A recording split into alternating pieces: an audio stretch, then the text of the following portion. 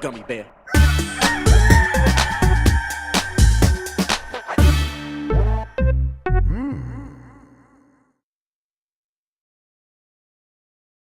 It's the internet. You're busy. Let's do this for August 5th, 2024. For the next hour or so, let me help you sort through the world of gaming on Game Mess Mornings Live with me, Jeff Grubb. Today, a global market crash is happening, but that is okay because Zelda rides a cute horse.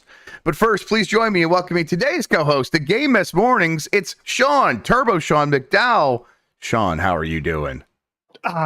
Being exposed to too much natural light here. I gotta figure out a situation with all this. Gotta get those blackout curtains back up there. Yeah, so absolutely. Pale over here, and then it's backwards. I lived in an apartment townhouse sort of thing, but either way, I was renting it, and I had my room was too bright, so I put up like tie-dye like blankets, and it was up for a day before the landlord was like, "No way, you can't have that." I'm like, "Really? Okay." I mean, you can't project to the world that you're a stoner. Exactly. You can't just let them know. Can't just let them know about it.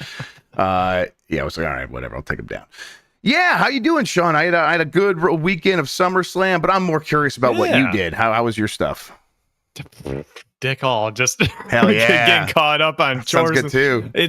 It's the thing where my little trip a few weeks back then sent me back for the following week, which we had a busy week here at GB, and then sent me back the following week, and so I'm still kind of just getting caught up on all that. So very uneventful weekend, but I had tacos last night, and that's always a good time. Ooh, that's a good time. That's absolutely.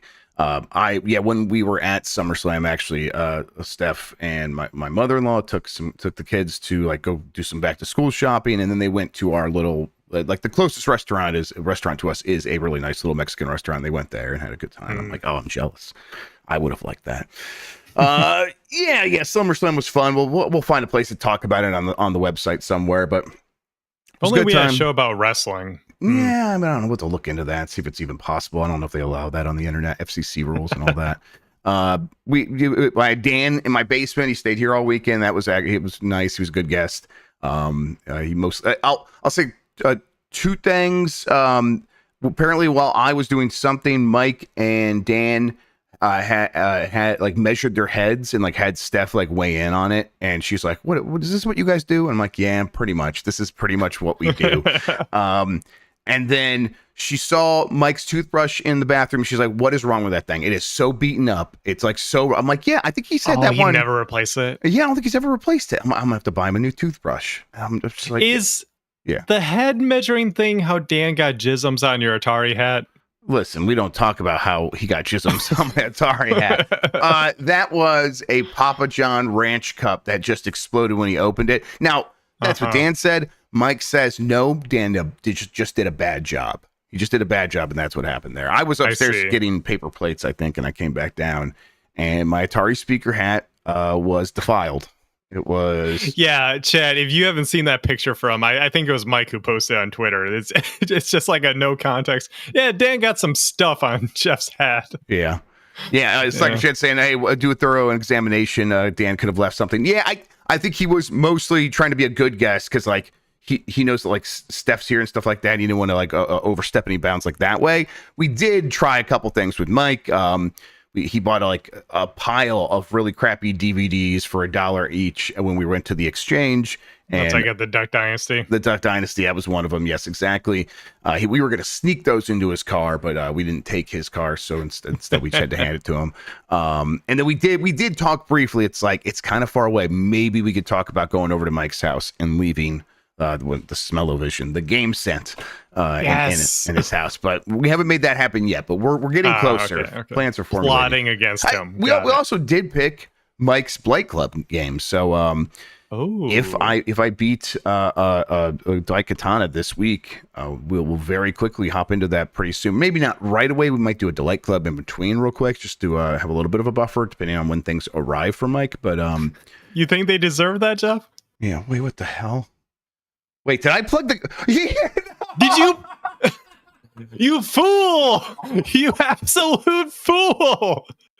You needed to put that in the garage. You need to bury it. You need to exercise it from your house. Why? I was like, did I plug it in? Oh, wait, maybe someone was here and plugged the game set in. Yes. That was gonna be my question when you talked about it. It's like, are you sure he didn't like mess with the game set? It's right there. And hey, they're all going off. Hi, Look Dan. at that. Good morning, Dan. Absolutely. I don't know how that didn't even occur to me. There went again. It didn't even occur to me that would happen. Man. All right. Well, yeah, I'm going to go get a fucking gun and shoot this thing. We should explain what we do here. Most weekdays, I, Jeff Grubb, will help piece your gaming life back together while just completely basking in synths. That includes breaking news and maybe even some of our own original reporting. For all these topics, I'll get the input of a bona fide expert who will make me look smart. If you are watching live on Twitch, welcome. You can always listen to the show later on podcast feeds by searching for Game Mess Mornings or find the RSS on giantbomb.com. You can also catch the show later with chapters and timestamps on YouTube. Hello, YouTube. All right, we have plenty to get into, so let's start the morning mess with quick catch-up from last week. I was out on Friday. It seemed like a lot happened. There was the Circana report, and there was Nintendo's earnings. Just a quick touch in on those things. I glanced at the Circana report. Hardware sales kind of down the way they have been, where we're down 37% overall. Mostly that's the Switch, but all three systems once again are down year over year in the United States, with actually the PlayStation 5 being the second most, and then I think the Xbox was down 18% or something like that. Okay. And then Elden Ring topped the software charts, and then something like Luigi's Mansion 2 HD was number 8 on there or something like that. This is a slightly delayed Circana report, so I think these results are mostly from June and a little bit of early July, so it doesn't have stuff like college football in there or anything like that. I was like, okay, we should kind of expect things to really pick up here, but now with the report of hey, the stock market is kind of collapsing a little bit right now, down in a big way across the board. People could get spooked and stop spending as much money on games once again. So I don't know, kind of coming out of June into July, and then into August, and now we're at a point where it's like Madden's going to be here, a bunch of games are going to start coming out. There's no guarantee that suddenly things are going to be great across the board. I don't know how you feel about game sales. Yeah. Well, with hardware specifically, I was actually going to say that we are approaching. We're not necessarily there with the Switch, especially. We are rapidly approaching, but we're approaching the point of saturation with all those systems. Yes, and I think even we've talked about this on this show before. Of just you can only sell so many consoles, and so just it tapers off over time. And if Dan is having some fun over there. Oh yeah, he is, and also the ghost of Jason Finelli is back as well. So, yeah, so we're getting it from all sides over here right now. Yeah. So, anyways, leading into the Switch 2, and then we still got the rumors of PS5 Pro coming up here. Yeah, it makes sense for hardware to be down at least. Yeah, exactly. I think what happens, or what is happening a little bit, is traditionally for a console generation, I think the expectation for this point is, no, they should still be growing. They should still be selling faster. But I think we're just not taking into account that these things launched in 2020, and they had 3 years of people spending more on games than they normally would have, people rushing out to get consoles a little bit quicker than they would have. So it just feels like it might be, if you average it out, the same bell curve, but it might have just shifted a little bit earlier into the generation is kind of the sense I'm getting. And, this could also just be a hiccup in that bell curve where once we do get to next year and we do get to stuff like GTA 6, people are like, okay, I'm back in. I'm spending money on games. Yeah, again. That's probably going to be the one. And it's not just because, because it's GTA. It's what all that means for the people who are still playing GTA Online on their PS4. What was the number? We got some number recently that you reported on where the majority of people apparently, or close to it, are still playing GTA Online, right? GTA Online on PS4 still, yes. And that's still the case with all these last service games. Fortnite, Call of Duty, all these big games. People are still just playing them on the hardware that just works. Because if that's all you're playing, you don't spend $500 to upgrade to a new system that will basically just enhance your load times. Yep. Because for those people, they might even still be playing a 1080p TV for all we know. So it hasn't been worth it for them to upgrade. But yeah, GTA 6 is going to be the one that gets those people in the door with these new consoles. So they'll probably see a bump there as well. Yeah, I think I mentioned that on one of these shows, might have been on one of ours on GameS or something like that. But it's people, when they see a new console, what they they want new games. They're not going to buy new hardware for the same game running better. That is not how the vast majority of normal gamers operate. They expect there to be like new games you can't get anywhere else. And and when they're happy with the game they're playing, that's going to make it even harder to sort of make that argument. But even with new games, as someone just mentioned in chat about Black Ops 6, something happened with that over the weekend. And hey, that's going to be on PS4. Yep. Exactly. Yeah, it's still going to be on PS4. Warzone is still on PS4. If you can keep selling millions and millions of copies on those systems, that's why you keep them around. And it feels like Call of Duty's kind of even waiting for Grand Theft Auto for that same reason. They're like, yeah, once a game like that comes out and everyone does upgrade, then yeah, we'll make a game that's just on these new systems. But we're looking at the numbers and we know that we can't do that to justify this massive behemoth. Exactly. And then there are other games doing that. College football was actually surprisingly one of them. It got a lot of people who were on the sidelines, anecdotally, I guess. But I hear this quite frequently. I've got a couple of friends who were saying, "What do I need to play this game?" And they went out and got an Xbox. They got a PS5. So there are going to be other games like that, but Grand Theft Auto 6 will be orders of magnitude bigger. Mm-hmm. And then Nintendo missed earnings. It was not too surprising. Now, a big part of like missing earnings versus like being down year over year, two different things. There was a certain level of a pace of sales that Nintendo told investors that they should expect. They didn't hit those, but also they were down year over year because the year previous had Zelda and the Mario movie, and that stuff was generating a lot of revenue for Nintendo. So they were also down year over year. But I think the kind of like more pointed issue is that it doesn't seem like they're necessarily going to hit their targets for selling as many Switch hardware units as they said they were going to. And I think people were like, from the beginning, are like, well, they're going to have to either have some games that we don't know about. And now it feels like we mostly do know about the games. And I think you and I both don't think that necessarily Metroid Prime 4, even if it were to come out in early 2025, be part of that this fiscal year somehow, that would be the thing that is going to get them over the top. Probably not. Nah. So what's left for them to do? I mean, price cuts? I'm still split on that. What do you think? I really don't know, because I'm curious how much of what we know about Nintendo leaks out into the more mainstream audience, because we know at this point you don't buy Switch hardware because something new is on the horizon. And so that's why, people like us, and I always try to remind the audience, like, hey, if you're listening to this right now, you're not the person I'm talking about here. Just friendly reminder. Clearly. But I'm curious, like, how many of those people, the normie friends we all have, are aware that this new console is coming, and so they don't buy that Switch Lite for their kids or whatever, their second console or whatever. When it comes to software, on the other hand, I don't know. It's just, we're hitting the end of the Switch's lifespan, so we only have so many games left in the tank. They only have so many games left in the tank. There's a lot of juice left in the tank over there at the game cent. Yeah, what sorry. is Dan doing to you right now? Yeah. Sorry, I had to stop because I've never seen you make that face before. Because it's terrifying. It used to be like he could do like one and then you have to wait for a little bit. All of them are going off back to back. He fixed constantly.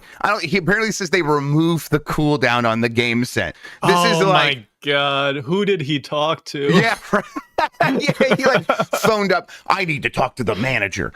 Yeah, this is terrifying, Dan. It is not stopping. It is just going off consistently. Every single one is like spouted. Like they're not all six going off at the same time, but they are going off back to back without missing a beat. The audience can't see it. There's a bottle of Prime just outside of frame. I'm wondering now if that's yours or if that's his calling card. Yeah. I don't know anymore. But anyways, it's only so much left to the Switch, so it makes sense that, I'm not going to hold it up to the frame and put it right in my face, Dan. I'm about to unplug it. Like, I'm this close. We'll see. You better. You're playing with fire. Maybe you should. You ever thought about unplugging it? It's kind of incredible now watching it just go off without stopping. I'm kind of mesmerized by it. I feel like there was some other stuff I missed on Friday, but those were the big things. I don't know. Anything else stick out to you? Games media news kind of on Friday. Yeah, God, of course. Yes. Game Informer closed down just out of nowhere. Devastating stuff. AI wrote that goodbye message clearly. Just nonstop horse shit. GameStop being shitty as hell. Big surprise. Just bad company. Yeah, just a bad company doing bad stuff. It's really frustrating, especially because I did just subscribe when they opened up subscriptions the first time, and it's like clearly GameStop's not even looking at that stuff. But at the same time, it's like I think they made enough money from that last like jump in their sales or their stock price when they sold a bunch of shares to pay for Game Informer to run for the rest of time. So it's very frustrating. It's like, well, no, we need to use that to shore up this failing business in every other way. It's like, man, you have one thing that people feel good about, Game Informer. This one thing that's like, here's a magazine that's still going in the United States, and you just gotta kick a bunch of awesome people out on the street. And they are awesome people. I really liked everyone from Game Informer. We would always have them over on GB at night. I would interact with them all the time on Twitter because I really like them a lot. I hope they're all able to stay in the industry because I think it's better with them. It sucks. They're all very talented people. Yes. If anyone missed it, catch the Bombcast Revengeance that we did on Friday, because me and Jan, since everyone else was out, dropped it. All right, it's unplugged. Okay, this room is more game set now than oxygen. So if I pass out, sorry. Now we know why. Yeah. The Revengeance that me inject. Can't imagine why I'm derailed here this morning. My bad, yeah. The Revengeance we did on Friday, me and Jan talked all about this. Just me and him, because everyone else was out. We had a nice little one-on-one conversation. It was a delightful little time where we talked about this and just how much gaming magazines meant to us, coming from similar backgrounds, where that's maybe sometimes all you had. I definitely recommend that people go listen to that. It was a fun time.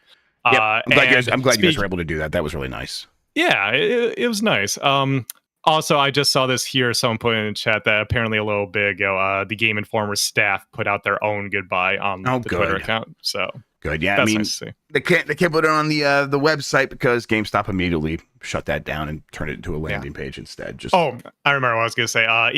Unless things have changed, you need to manually reach out to GameStop for a refund, or if you have an ongoing subscription, by the way, which is all kinds of fucked. They should just automate that, but that is that feels like they don't care about like getting in trouble even, because that feels like something where a lot of people could get like sued for something like that. That feels like, and they just don't care because it's a really shitty company, GameStop. Yeah. All right, let's get into some of these headlines then here. Let's start here. Avowed has been delayed until early 2025. This is from Chris Scullion at VGC. Microsoft has announced that the Xbox console exclusive Avowed has been delayed until early next year. Although an official release date had yet to be confirmed, Xbox had planned a 2024 release for the game, with a blog post by developer Obsidian seemingly accidentally confirming a November 12th release before it was removed. However, a message posted by the official Xbox account on Twitter has confirmed that the game will now release on February 18th, 2025. Accompanied with an image showing the upcoming first-party Xbox games, the message read, "So many games coming. As such, we're moving Avowed to February 18th, 2025 to give players' backlogs some breathing room." There's more to the message, but let's stop there, kind of talk about it a little bit.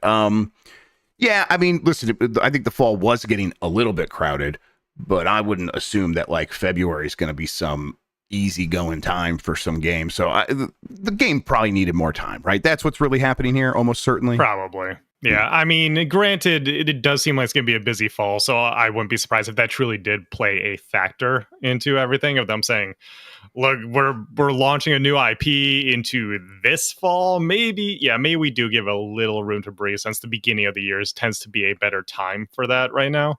Yeah. I was just looking, I was like, okay, cool. Mike has Avowed in Fantasy Crick, so get fucked there, Mike. Yeah, let's go. That's another thing that we did on Friday, was we checked in on Fantasy Cricks. I have all this on my mind right now. I'm like, I plan to listen to that because I want to see how things are going and hear your guys' insights into it. Yeah, that was a fun time too. Yeah, good. We got to remind Bacalar and Lucy to check in on that so they don't get completely creamed. Oh, and well, Bacalar has been making moves. He thank goodness for you're here. Yeah, he beat up with me and Jan. That's so right. So he got like 18 points off of that or something like that. Man, not bad. All right. Well, yeah. As for Avowed, I don't know. This is one where I'm like, I was never quite as concerned as some people seem to be, and I was never as high as like I know Mike's like, I think this looks pretty good, and I'm like, oh, I'm not sure yet. It's not like I think it's going to be one or the other. I'm just like trying to gauge something from the trailers. And this is one, like a lot of games, Sean.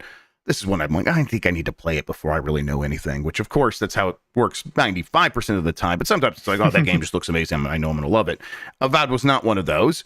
But I didn't necessarily think it was a fire waiting to, to start or something like that.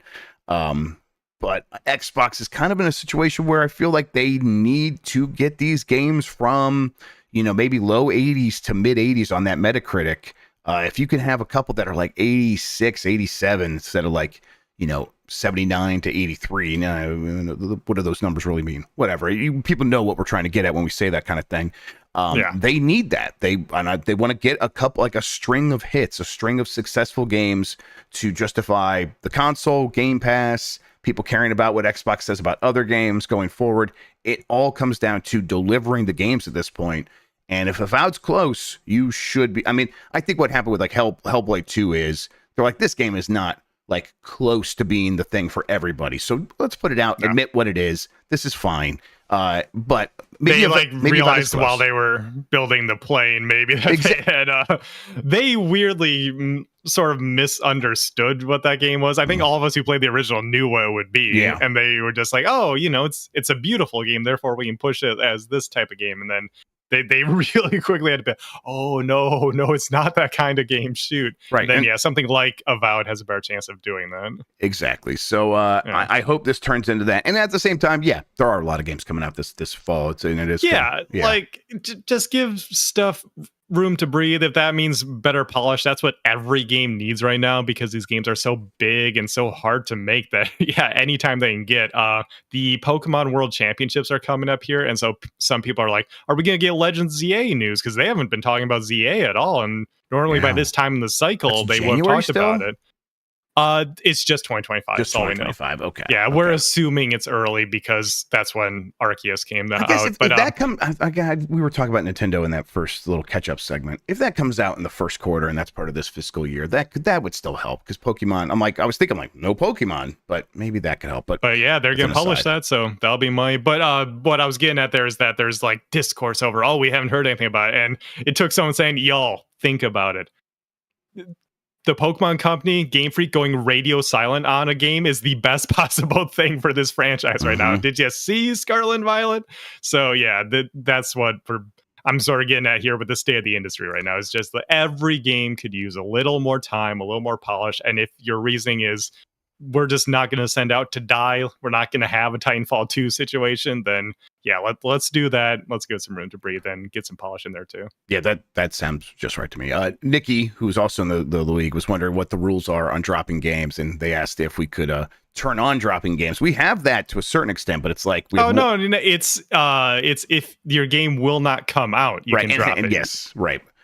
So Nikki, you're stuck with a lot of those games, but there's an option in there somewhere for you to drop a ZA, I believe. Yes, ZA. I think that's get rid of. How we have it set up.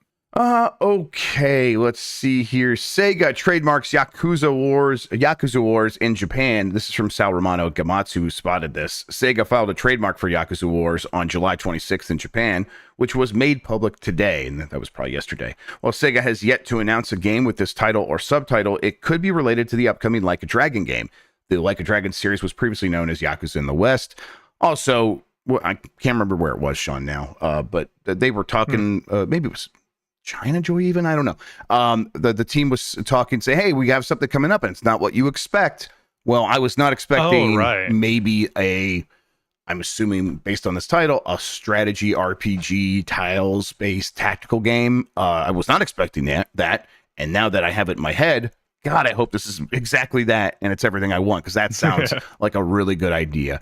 I love like just positioning pieces on a board and having that stuff matter. And I think that this franchise has enough silliness to like make that really fun. Yeah. Now, my question: do you think it would be you play Like a Dragon, right? And you played Infinite Wealth, right? Yeah, I played both of them. Yeah, I haven't finished either. In Infinite Wealth and Yakuza 8, they have like the Pokemon battles, the creep battles and stuff like that. I think there's a chance maybe Sujimon. Yes, Sujimon. There's a chance maybe this is that, but I kind of hope it like actually just deals with the characters and tells a strategy RPG story with them or something like that. But right now, we don't really know at all what this is, and who knows when we'll find out. I guess there's probably a chance Tokyo Game Show stuff like that is happening soon. Do you think we'll probably hear about it there? I don't know. I'm kind of curious what the whole project is in general. I think that would dictate when they choose to show it. I mean, frankly, what I'm looking forward to is Ichiban Kasuga and Sakura Amamiya meet Sakura Wars cross That's like a dragon. Okay, that would be incredible. Yeah, sure. Just do stupid crossover, Sega. That's what we want to see nowadays. But Sakura Wars, you guys all like that because the story or because the tactics are fun? Yes. Hell yeah. Okay, I'll play it. It's Fire Emblem. You like Fire Emblem. I do. No, and I've been meaning to play it just because everyone I've ever talked to about that game seems to really like it. It probably is some kind of strategy game. This year, Like a Dragon has gotten weird enough. They completely changed the genre of the series midway through. So, I would not be surprised if they branched out into strategy in some way. And I think that this is a good sort of in between game. They've had this is a series that's long had a lot of in-between games between the main entries, and some have been successful, like the side stories, the ones where let's take these characters and put them in ancient Japan, and there's ones like here exactly. Now these guys are dealing with zombies, and that one was less successful. I think that what they could do is go into these other genres, maybe make these things even a little bit smaller in scope, but you can change up the genre even more so it feels even further afield and feels even more special because of that. This feels like a good idea to me. So I hope it is all the things we're talking about. But either way, I'm kind of trusting this team right now. They're firing on all cylinders and delivering games at a rapid pace. Definitely. All right, there was a 5-minute Legend of Zelda Echoes of Wisdom trailer that shows new locations and abilities. This is from Chris Scullion at VGC. Shoutouts to Chris. A lot of stories from him today. Nintendo has released a new trailer for The Legend of Zelda Echoes of Wisdom. The trailer opens by showing some of the game's locations, including Gerudo Desert, Jabul Waters, Elden Volcano, and Farron Wetlands. And it then shows off the game's adventure log and how the main and side quests are saved to it as they're encountered. Other features shown in the trailer include quick travel waypoints and the ability to ride a very cute horse. The trailer also introduces smoothie shops, which are run by business scrubs, and that's not me this time. Zelda can use these to blend collected ingredients into drinks that have different effects. Zelda can also equip different outfits and accessories to change her abilities. These changes are also reflected in Zelda's on-screen appearance. They also showed off new abilities like Bind, where you can connect yourself to a giant boulder and move it, and then there's reverse bound or something like that. Reverse bond, where you can connect yourself to a creature, and instead of you moving it moves you. And so there's a bird flying around. You connect yourself to that, and the bird will take you to a place you couldn't otherwise get to. Things like that. So just more layers on top of the puzzle solving than just using the wand to copy objects in the world and use those. Some of these objects you won't be able to copy, and instead maybe you need to use one of these features on it. It just sounds like a lot of possibility for very cool puzzles. So I'm excited about this. It looks pretty promising. I'm scrubbing through the trailer here because I didn't catch this when it went live. First of all, this game looks gorgeous. I think they're really nailing it. I think Grezzo's doing a very good job. It's exactly kind of what I want from it. Because this is just the Link's Awakening art style, and I did not like that applied to Link's Awakening because there's that dissonance in my head of I know what Link's Awakening is supposed to look like. I have for the past 30 years, longer than I've been alive. That game has been out, and I know how I expect that game to look, and so having that toy-like art style didn't really do it for me. But this game being made from the ground up, man, the art style looks so good in everything I'm seeing right now. But yeah, all the new abilities that they're revealing, that's good because that's what a Zelda game is using all these different powers, these different abilities to solve puzzles in unique and interesting ways. We thought that just the item duplication would be enough to represent all the different things you can do in Zelda, but seeing that there's almost modern Zelda physics-y sort of stuff going on too. That's really cool. Yep. It seems like there's a lot happening in the game. And I am Very, very excited. Yeah, Dan Reichert, who has famously trolled me about Link's Awakening, did say it's one of the best Game Boy games. He gave me that. Now he hates the Game Boy, so yeah, definitely it's one of the greatest games ever made. It absolutely is. It's so good. What did he say? I was listening to Firescape, and he said something that was just bonkers. It was another like. It was another Hollow Knight situation, and I got so irrationally mad just walking back from Taco Bell. Yeah, I definitely remember kind of feeling similar about something recently that he said. But I what can we do about it at this point? No, not Kirby, Dan. I'm slightly with you on Kirby. I don't like Kirby that much. Yeah, I don't think it's bad like he does, but I just don't like Kirby. Yeah, I got the game really. I hope, performance wise, it is like, I hope it's better than Link's Awakening, where that still has a few issues. Seems like streaming in the world, because the game doesn't have the cells like Link's Awakening did. It was all one stitched together world, and it felt like it was like getting ready for you to go to this other part, so it started streaming it in. Then you get some frame drops. If that's happening, I don't think we've seen a ton of that in these trailers, but they also probably wouldn't necessarily show that. So, right. But yeah, God, I can't wait to get back into this world and play as Zelda. Actually, it's looking very promising. And this game is out in September 26th, I want to say, but maybe that's not right. That sounds right. It should be in my calendar here. Yep, nailed it. September 26th. Okay. Does Nintendo have an August game? I know we had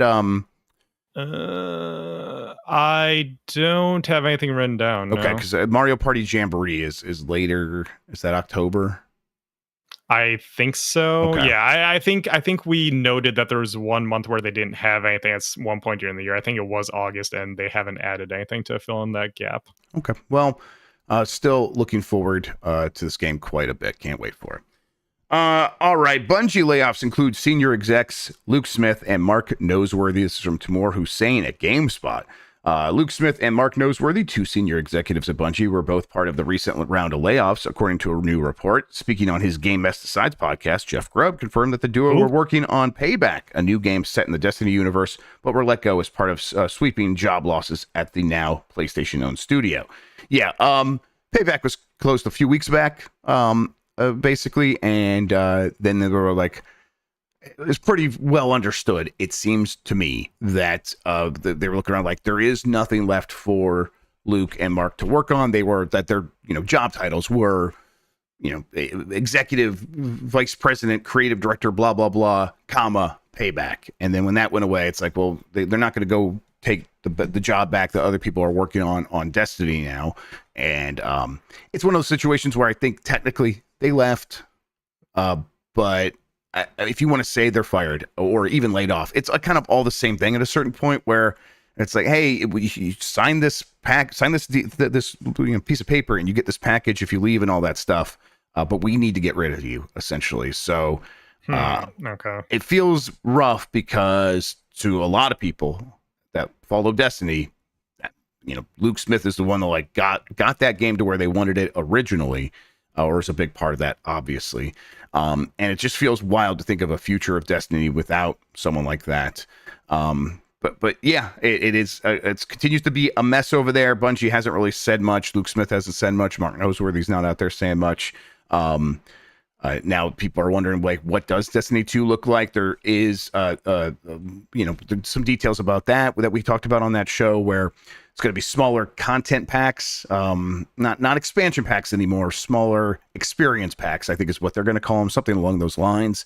2 a year. They won't have the introductory single player tutorial sequence that introduces you to all the new stuff, and that's a brunt of the content that had happened before when you were paying for these things. So it's going to be smaller things instead, and then they're also going to keep having raids. They'll still have that, and of course they need that. But I don't know. Destiny 2's in a weird spot, and they're trying to thread this needle, and it feels like it's going to be very difficult to pull off. Sean, what do you think? Yeah, I mean, when I was on the call with you when you broke this news the other night, our other friend Christian, who was on a call, noted, "Oh boy, scaling back Destiny 2 content. That's what that audience loves." Yep, they're just not going to want to hear that in any way, and that's what makes this so challenging, right? Because they think they need to do this because they got to make Destiny 2 a more affordable game to produce in an ongoing way. And at the same time, they got to keep fans spending money on that stuff. So you got to give them something that they want. But clearly, when they're looking at that spectrum, they are leaning towards the side of let's save money on how much this costs to produce. And at the same time, their major next project, Marathon, is apparently supposed to still come out next year, 2025. And so they're not working on Destiny 3. They had not been working on Destiny 3. They were working on Payback. Mm-hmm. That's no longer happening. But so their main things are Destiny 2, the new version of Destiny 2 going forward with these experience packs and Frontiers or whatever that's called, and then Marathon. And basically both of those things have to hit perfectly before they'll revisit like what the future of Destiny looks like. And if both those things hit, Destiny 3 or a follow-up or something like that could happen, but who knows? Okay, yeah, I'm trying to keep all this straight because I'm just very much not in this scene at all. So I'm trying to a lot of this news people are like, oh yeah, we already knew about this thing. I'm like, I'm hearing about this for the first time. So okay, what was Payback? So Payback was going to be the next big thing for Destiny is how I would describe it, but not Destiny 3. And it's clear now, and this is stuff that I couldn't really talk about, but now that Jason Schreier wrote his story, it's a little bit more easy to talk about it publicly. But it is a Genshin Impact inspired Destiny thing where it was going to be third person, and you're going to be doing similar kind of things, but with characters maybe a little bit more actiony, things like that. Yeah, I know. Hey, I made the same face. I don't know. But they were like this, this was the Luke Smith game. Like this was the thing he was working on. So clearly they had big visions of this is going to be the thing that is going to take Destiny to maybe not the next level, but the next step in the future evolution of it. Because as of the final shape, we are at the end of the promised 10-year Destiny plan, correct? Basically, yes. Effectively, yes, that is correct. Okay. Well, I don't know. In my head, I'm trying to think of did people expect more? Did people expect them to keep going beyond this? I think a lot of fans were surprised to hear that Destiny 3 was never in development. I think that fans were expecting, listen, okay, if they are going to stick with Destiny 2, we do expect a certain level to continue to happen. Maybe not more, but we do expect a certain level of content to keep coming at us. And what they're hearing is you should expect less. Okay. And because from where I'm sitting, and maybe it's just because this is another situation we talked about this morning, being too plugged in, knowing that this was the long-term plan for Destiny, and now it's we're coasting now because that's what we promised. This was the plan for Destiny. We wrapped it up. We're moving on to something else here. I guess it do people who are just coming to the game now, seeing it as a bit of a rug pull that this live service game is winding down, and I didn't expect that. I think that people were like, well, we know Luke Smith's not working on this anymore, so we expect him to be working on something, probably Destiny 3. So they were definitely, everyone who's a Destiny fan was expecting something to be replacing sort of the within level. the Destiny IP. Within the Destiny IP at the very least. Okay. I don't know. I don't know how fans were viewing what was coming next. I don't know if they were necessarily thinking it would be Destiny 3 or something else like this game that is described by, that Payback is. But they were definitely expecting something. And now it's no, you better buy Marathon, because if that doesn't go well, shit's going to go real bad for yeah, Bungie. because to me, Marathon was a sign that the studio as a whole was looking to hard pivot. Maybe it was not. They were not going to. It was not a hard pivot. It was in addition to. It was a thing that was going to be. The intention was in addition to. Yes, in addition to. Always. Okay. Yes, absolutely. Gotcha. And now it needs to stand on its own and be a whole other pillar, and it needed to succeed from the beginning. And now expectations are even higher. It needs to do a lot, but that's where sort of Bungie's been since the Sony acquisition of. Boy, expectations are very high, and all of that is due to, as I've heard it, P. Parsons basically telling tales to Sony to inflate the price so he can get a lot of money when the thing was sold.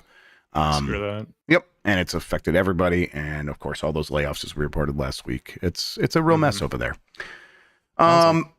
Yeah, and there was more details on Payback. this, we'll just kind of hit this one real quick, and then we'll go to the next one, because it is effectively what we said, that it was like kind of going to be a Genshin Impact sort of thing.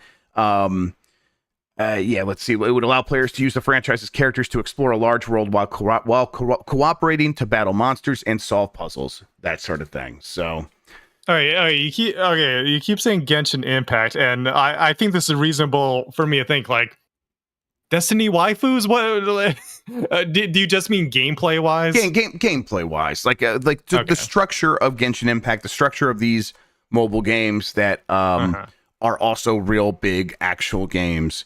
But that kind of keep people in there and kind of really can operate as the next. I mean, Genshin Impact to me feels like the next generation of live service game after Destiny. I kind of see absolutely. I see what they are thinking here, that we can't get left behind. We got to get on this ship as well, and we need to do it as soon as possible. In fact, maybe we should have the top team working on that. And that's kind of how it was going. And I think some people don't realize how big those games have gone. Dude, I was at the laundromat the other day. I saw some dude playing Genshin on his phone. Yep.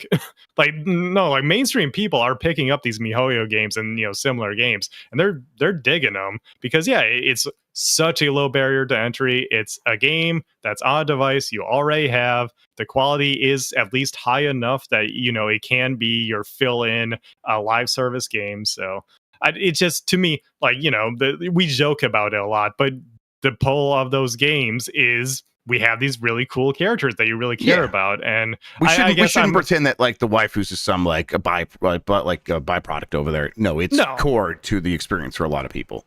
Yeah, exactly. It's very much the thing where they lined it up. These characters are going to sell the game. Then really dedicated artists work hard on designing those characters, but that is always like what pulls you into the game. And this actually ties into something I saw in one of the chats here, where someone pointed out that why people would be sad to see Destiny go is because they've invested so much just time into this franchise that they don't want to see their attachment to these characters and stuff just sort of go up in a puff of smoke, let alone a literal money they've invested in the game. So I guess that makes sense.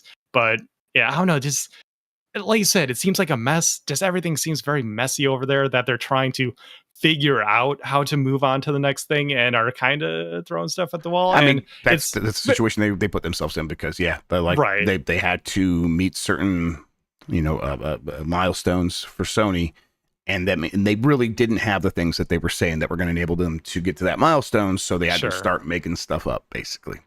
And it's very important to note to people, whenever we're talking about something super early in development here, all companies throw shit at the wall this. Every corporation, 100%. Yeah, just with the the pedigree and the size and the what's the word I'm looking for? Just the expectations of Bungie. It just seems like maybe it's messier than the average situation. It was one of Sony's biggest acquisitions. So, or PlayStation now at this point. The studio, like I said before, gonna end up just being another PlayStation studio. But Pete Parsons still there, and Luke Smith not.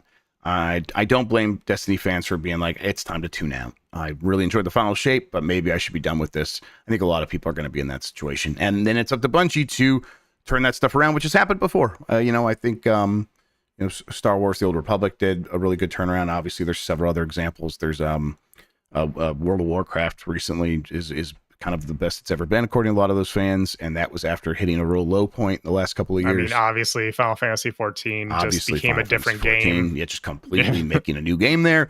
So, right. And then the Final Fantasy 14 thing was not like, oh, there's like turmoil at the company or something like that, but it was like, no, this bad game became a good game. There was, it's the no clip doc on that is really good. Right. Of like, there was like turmoil with the team and everything like that, but it felt like mismanagement, and they turned it around, and like any company can turn things around. It's just more of a situation of are the people in charge going to let the people with the actual skill turn things around. Yep.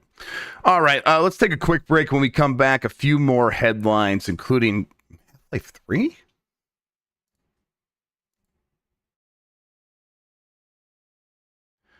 All right, let's get right into this next story here. The code name for a new Valve project has people thinking Half-Life 3 is real again. This is from Alex Hopley at Game Reactor. I know, right? These fucking suckers. It's 2010 all over again. Let's go. Goddamn suckers. Half-Life 3 is a bit more of a meme than anything else at this point. While some are still clinging onto the faint trails of hope they once had, most have come to realize the game isn't coming out.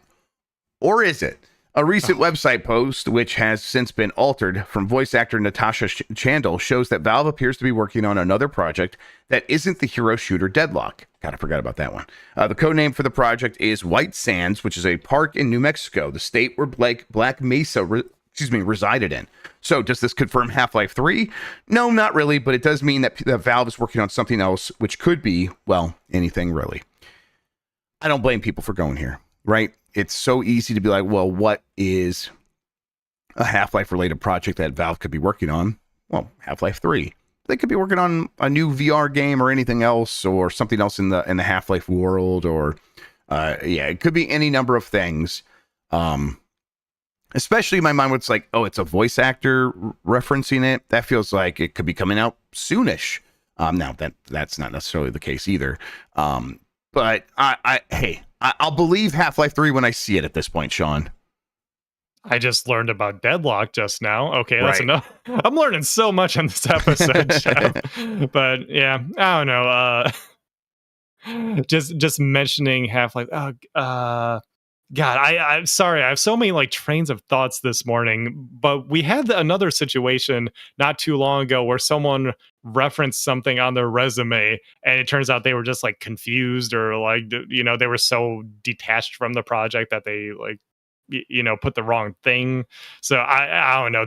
This is always a tricky situation, a loose thread to follow when it's someone references it on, like a portfolio and it's like, oh, I typed the wrong number or something could happen there. That's not a thing that happens commonly because obviously you want that to be as accurate as possible. But when someone references something in passing, you can never be trickier. Sure. There are a little bit more details here from the GameSpot story. George Yang writes, now Valve expert Tyler McVicker, who runs like that Steam news channel on YouTube, has created a video explaining why he thinks Project White Sands could be the next fully fledged non-VR Half-Life game. He reported that another single-player Half-Life game was in pre-production around the same time as Half-Life Alyx, and the code name was HLX.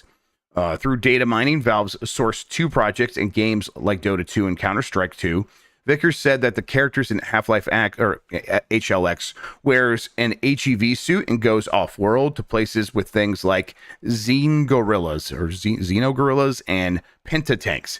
He thinks that these were actually cut from Half-Life Alyx, but were still being worked on in some capacity. He also initially wasn't sure if HLX was just an engine feature or a file format for saves, but due to recent leaks from the voice actor, he believes that Project White Sands is the internal codename of HLX. Vickers finished the video saying that he thinks the project is in fact Half-Life 3. Back in 2021, Vickers didn't think Half-Life 3 was in development yet, saying that at the time the Steam Deck handheld was Valve's priority. Okay. Yeah. Now, I think it's just as likely that the game is in development. Sure, yes, but it's Valve. They've developed this game before, and it never came out. So I think it's always kind of important to remember that this will not necessarily lead to something, but it could at this point. And I think there is an appetite at Valve to actually make this game. And I think they're maybe at a point where they're looking around like, hey, we were maybe looking for the technology, the physics or whatever to justify the game. Like the way we did with Half-Life 2, and then with the VR game where it's like, this is new and in VR and you're in first person, you're doing this stuff. There's a reason for this to be a big new Half-Life game. Maybe like the rest of the industry, they're looking around and be like, okay, we don't have to be completely revolutionary every time, but there's enough technology we can mess around with to make a very good game. And I think there's a chance that this could be it. Yeah, definitely. And I will say, like, there's a lot of speculation going on here with, the loose threads we've been giving, but Correct. Tyler's track record is pretty good Yes, my but understanding. I've for watched a Valve couple stuff. of his Yep. videos, but yeah, he has like insider info there. So maybe that's one of those situations where he knows even more than he's letting on. And that's what's leading him to this conclusion here. So that makes me a little more hopeful that like something could be happening somewhere. But yeah, I don't know. I guess we'll see. I guess we will see. The new Black Monday of the Japanese stock market plummets the shares of the country's major gaming companies. This is from Alberto Garrido at Game Reactor. We wouldn't normally talk about the stock market crisis that the markets woke up to this morning, were it not for the fact that it obviously also affects the video game industry. The fall of the Nikkei 225 index at the opening of Tokyo this morning saw a general market plunge due to fears of a recession in the United States. There was higher than expected unemployment in the United States in that last report, and people are pretty spooked by that. And rising tensions in the Middle East. They're expecting maybe a regional war as well that could break out into involve many other countries. So people are kind of concerned across the board right now. And this Black Monday has also been passed on to the country's big video game companies. Basically, Dr. Sirkin Toto, who is worth following, a friend of the site, he wrote, "It's Monday, 1:30 p.m. in Tokyo now. Investors in the stock market continue to panic and are causing a bloodbath. Nintendo was down 15%, Sega was down 13%, Capcom down 16%, Nexon down 13%, Cave down 23%, Konami down 8%, Sony down 6%, Marvelous down 10%, Cyber Agent was down 10%, Koei Tecmo down 6%, and Square Enix down 5%. And they still had 1.5 hours of trading to go. Now, a lot of this could bounce right back depending on the next, the big indicator from the U.S. economy. There's also still the rate cuts that are now very likely the next time that the Fed meets. If that starts happening, these things could turn around. So there's a chance that very quickly investors are going to look at what's happening right now and be like, oh, I'm going to get a discount on these things. These things, I'm going to buy this stuff now. And if that happens, this could bounce back right away. Or that recession that never came could be here. And it's, a bit, I don't blame people for being spooked right now. What this means for game companies is, hey, we're going to the holidays and people were already being a little bit more mindful of their wallets. That is something that for the most part, though, these companies didn't have to deal with, especially in the United States, because consumer spending had remained so high. It was definitely fueling most of the economy and has been for years and years and years now. And that has been way more resilient than anyone was expecting.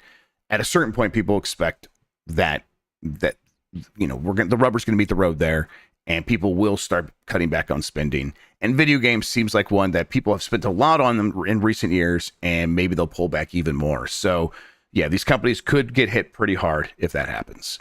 I don't know. Anything else to add to that, Sean?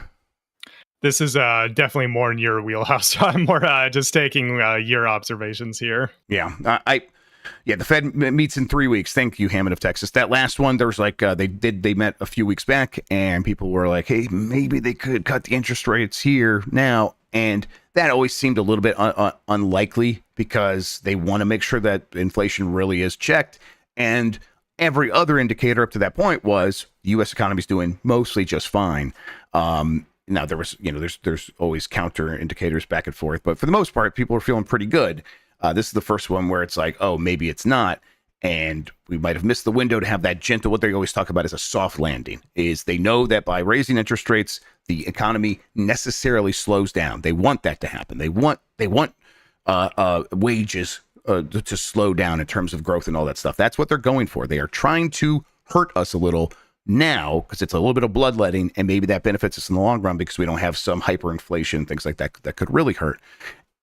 To get to end that process, they were looking for this soft landing of, all right, maybe we can get the plane to hit the ground. It's gonna crash a little bit, but if we can sort of skid, that'll be fine. And now it feels like they might have missed their opportunity for that, and we could have a little bit more of a rougher landing. And yep, that won't be great for a variety of reasons, but it's clearly It's hurting video game companies right now in terms of the expectations from investors. Now, investors are all idiots, so this doesn't really mean much yet. Literally, every single one of them are just complete dipshits, but they have a lot of money, so it makes the markets go, and we'll see how this pans out. Was the it was a Capcom one, right, where someone asked, why don't you just release Monster Hunter earlier to make more money? Yep. They do ask those things. Yep, absolutely. That's kind of investors you get, yo. Yep.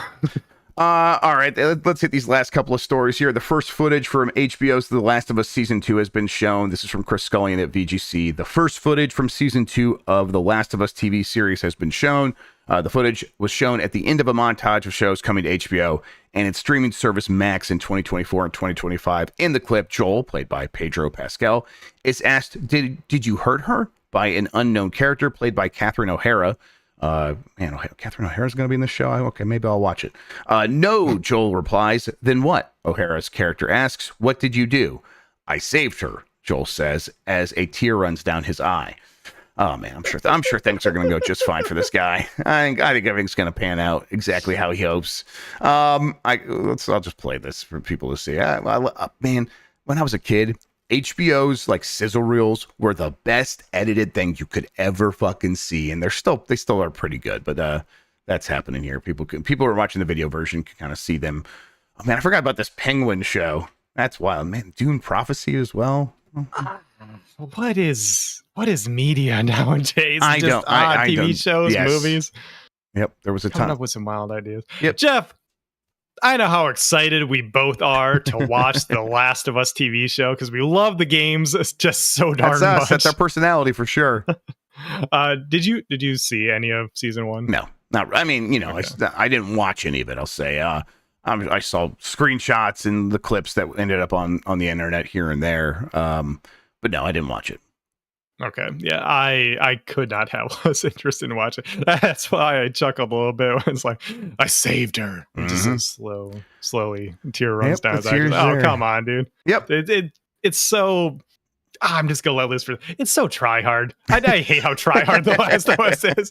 They want to be these edgy motherfuckers. I'm sorry, it does not hit with me. Yep, that's kind of how I feel about it as well. And I try not to begrudge anyone who does like it, because they're probably just not consuming the same media that has led me to that feeling, and that's completely fine. I ain't trying to yuck yums. Like, I used to work with someone who was a huge Last of Us fan. I was like, dude, have your thing. That's cool. I'm just going to be over here very much not consuming. And I bet the show's got a lot of great acting. There's a lot of great performers in there that I really, really like. So I hope people enjoy it. I am going to be very, very curious to find out how non-gaming fans, non-Last of Us fans react to how this season's going to go down. And it just seems like such a... Yeah, it's always felt so weird to me that, the games are trying so hard to be a cinematic experience. Like the concept of doing a TV show adaptation has always been odd to me, but sure. I guess it is, just to reach that audience who would never even imagine of taking it's clearly worked. Like, it's clearly worked. It's a show that people hold in high regard, and it helped the game sell. So just across the board, it has worked. Like, at a certain point, I'm just like, oh, okay, this is why they do it. It has worked. And I guess I kind of... I figured it would, but you're right. Like, when I think about it from a very narrow perspective of, do we need this? I don't always end up with like, well, clearly we do that, but that's not why anything gets made. I see someone saying my parents liked season 1 of The Last of Us. So you know what? Yeah, those probably were people who weren't ever going to play the game. So yeah, exactly. That's exactly why they make it. Yeah. And it is, the games are very similar to the prestige TV shows, and I feel this way about all prestige TV shows. So when we say it's which is basically just that's the reason we don't like it. Right. And that's why when we say like stuff like try hard, I kind of have that sense about all TV shows. I very much mean that it's like, oh, that awkward sex scene in The Last of Us Part 2, that was very necessary and very much contributed. No, you didn't need to do that. Yeah, like that's what I'm talking about. They're just doing it because they see it on TV. That's how. Because they see it on TV. That's what it feels like. Yeah. An open world Patrick Star game is leaked for Nintendo Switch. This is from My Nintendo News. Real video game and a real TV show. It would appear as though a new open world 3D platformer based upon SpongeBob SquarePants' Patrick Star is on the horizon, and it is coming to the Nintendo Switch family of systems. The game leaked via gaming retailer, Iga Biba, and was discovered on social media platform Twitter. The retail listing has since been removed, but we should expect an official announcement soon, perhaps at Gamescom this month. There's some details here, but it's going to be a Patrick Star game, and the cover has him doing the big starry eyes and stuff like that. And they're doing this recently. They just released a Sandy Cheeks movie on Netflix. Okay. Yeah, and that's like, and that done in the new like CGI style of one of those movies and stuff like that.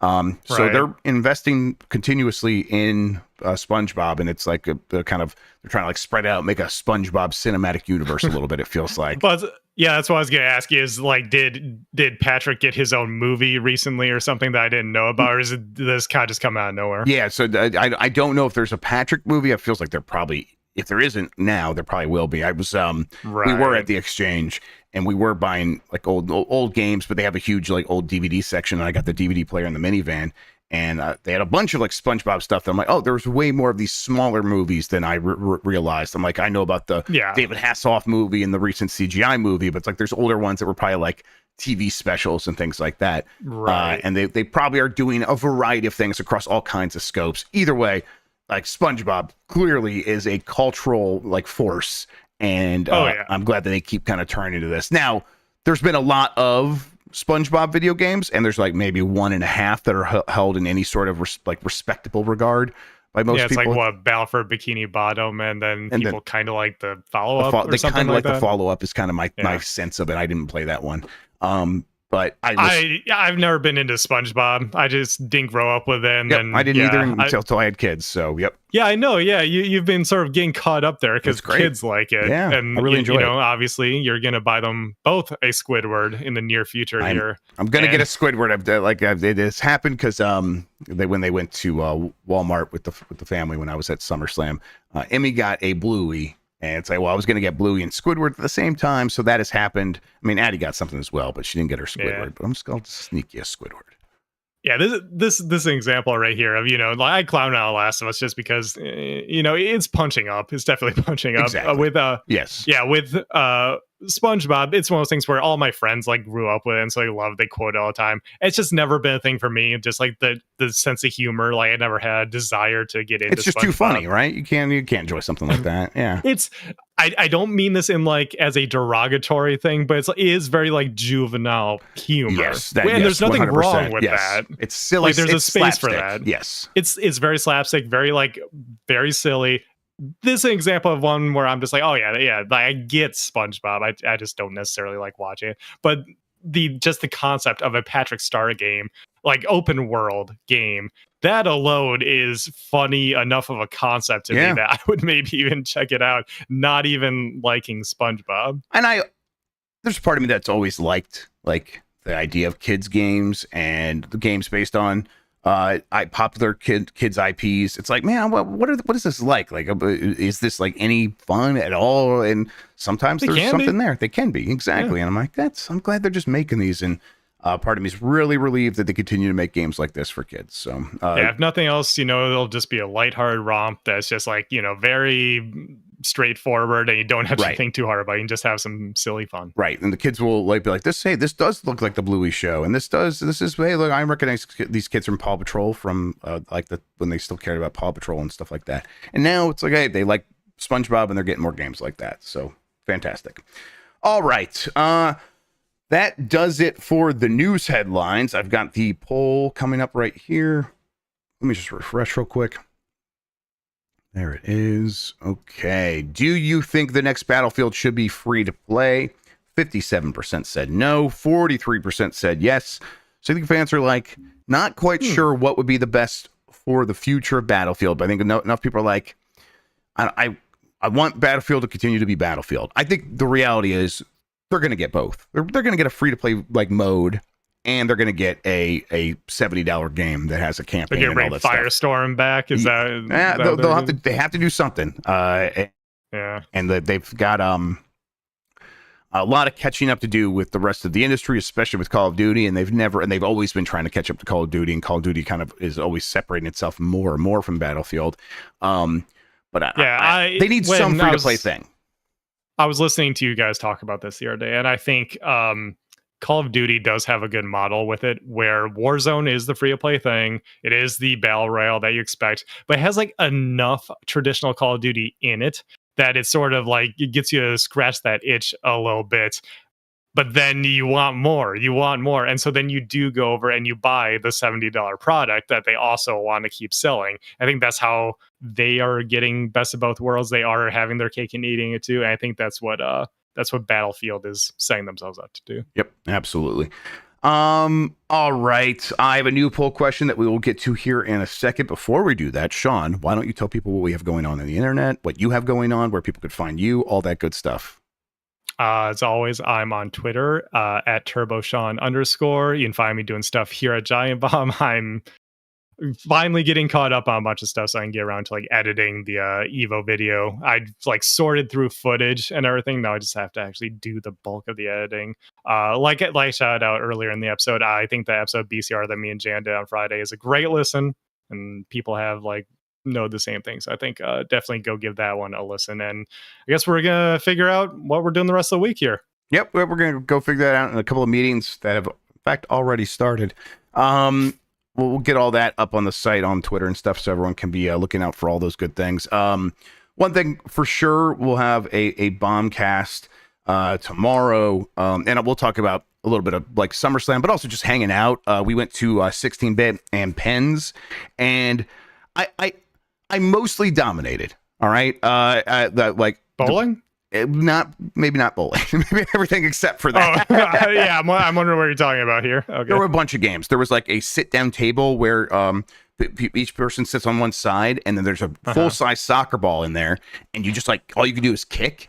And we played that, and we did like a round robin, and I played against everybody, and then there's this like game where like you have these like flimsy circles you have to throw on these hooks on the wall, and me and Mike teamed up and went against Tyler Gardner, who is an industry person, and Dan, and we played bocce ball. And that's what you guys are posting about. Exactly. And then we did play Pens mechanical bowling, which is like the small ball bowling, which was a lot of fun, and the place was hopping. We played Pac-Man. We did a championship of Pac-Man, who can get the highest score. So I'll give you all the results on Bombcast tomorrow, because we'll talk about it there, and I want to rub some stuff in some faces a little bit. So that'll be a good time. And then Blight Club should happen this week. There's a real good chance I could beat that game. And if we do, we will tease what is next for Mike. We'll probably say like what platform we're going on and things like that. I'm really looking forward to it. Me and Dan were kind of talking, doing some research, and we found something we're pretty happy with. And we even got Jerem already working on the art for it and stuff like that. Ooh. So yeah, we were kind of cracking up looking at this game. So I'm excited. No, I don't want to build it up too much, but it should be a good time. All right. New poll question. Do you think we'll ever get Half-Life 3? Yes or no? That'll be on youtube.com/@giantbomb. Go to the community tab there. Vote there. Vote with your heart, I suppose. Let's see what's inside of your soul for Half-Life 3. And then anything else, the rest of the week we'll have most of the normal stuff. I'm sure we'll get some other surprises in there, but look out for UPF, look out for BCR. Maybe we'll be able to record a Power Bombcast if we can sneak some time away. A voicemail dump truck will happen. Look out for all that stuff as normal. Sean, thank you for hanging out with me today and talking about video games, man. I really appreciate it. Hey, always a fun time coming on the show, Jeff. Thank you all for listening. Thank you all for watching. You're the best audience in gaming. Until next time, have a good one. Take care of yourself, and goodbye. And yummy like a gummy bear.